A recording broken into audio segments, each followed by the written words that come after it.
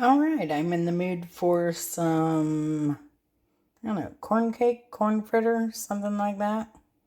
So I'm going to wing this. I've got a can of corn in here. I've got some onion that I kind of diced up. It wasn't even, maybe a quarter of an onion. And I chopped it kind of thinly. And then I had a jalapeno from the garden, so I'm going to use that.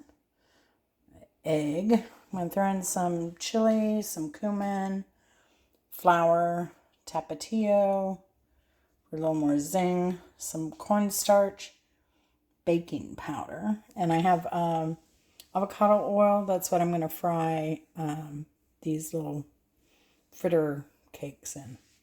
So let's do it. Okay, so I put a quarter cup of flour and a quarter cup of cornstarch, and I put my 1 egg in here. I'm going to stir this up and see how wet we are. I have not put in the baking powder just yet because I don't want to overwork it here. So I took the same quarter dry measure that we used and I poured milk into that, and I have put that in and mixed it. Next, I'm going to add I think a teaspoon of baking powder in this. All right, so I've added a teaspoon of baking powder. I added some chili powder, cumin, and over here is some tapatio over there.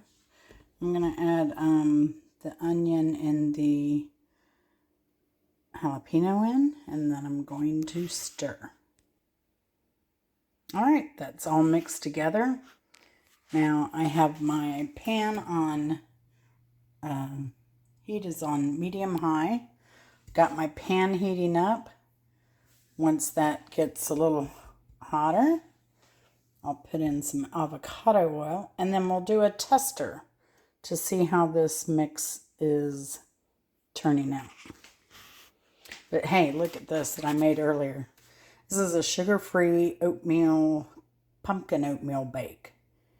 And yeah, it smells way better now that I added some other extra spices to it. But go check out that recipe and learn why I added a little bit more spice to this. But yeah, back to what we're doing here. These corn kind of fritter pancakes.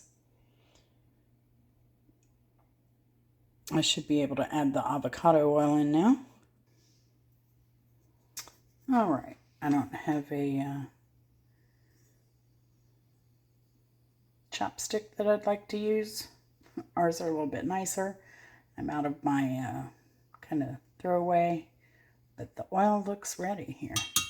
I just used a regular short bamboo kind of skewer. These are more, what did I buy these for? I think I had a party and I did those caprese little skewers where you skewer the cherry tomato, a little pearl mozzarella, and a basil.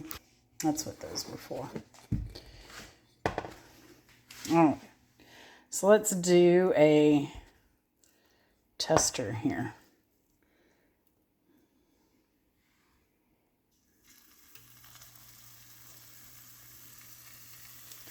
Oh.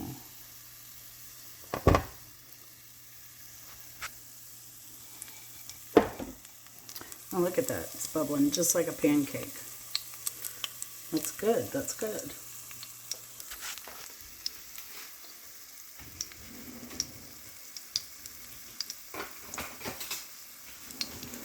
Yeah. See how easy this flips over. See, it's already getting the bubbles in the middle like that. I think we want a lot more yet. Let me turn the heat down just a little bit.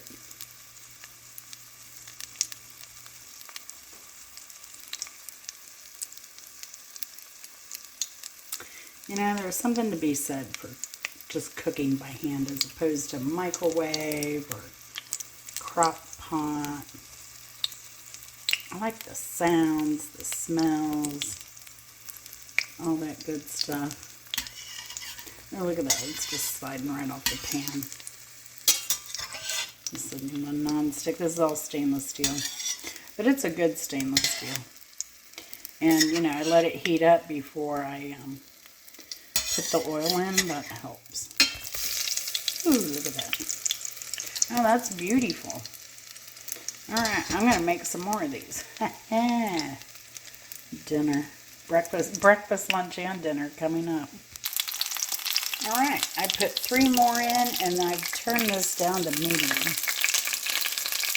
It's a little splashy. But look at this. This first one, it looks beautiful. Look at that. Look at that.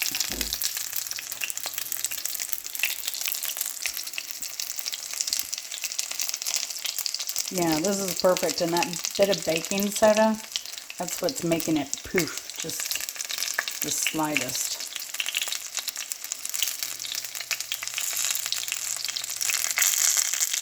We'll work on these and we'll be back. Alright, so I finished frying all the fritters. There was quite a bit of grease. I didn't put much in there. There's quite a bit of grease left in the pan. These are really nice and crispy around the edges.